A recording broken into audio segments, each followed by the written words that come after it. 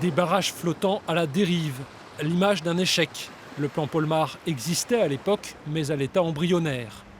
Aujourd'hui, les barrages flottants sont toujours là. Les pompes aussi, les nettoyeurs haute pression et tout un arsenal dont une partie date des années 70. Ce qui a changé, outre la quantité, c'est la préparation.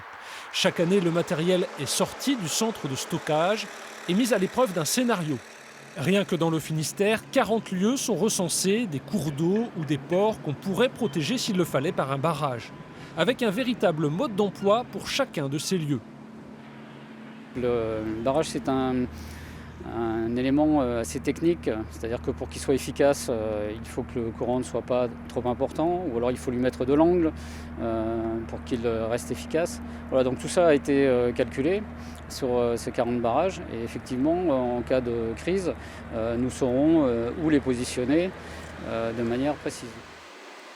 Polmar a un cousin militaire, c'est le CEPOL, le centre d'expertise de la Marine nationale. Là aussi, on trouve du matériel. La grande différence, c'est que le CEPOL intervient en mer, au plus vite et au plus près de la source de pollution.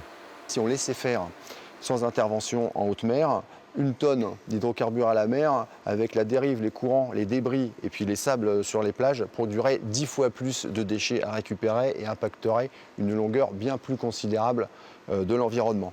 Donc pour éviter des marées noires sur les côtes, il faut intervenir le plus près de la source en haute mer.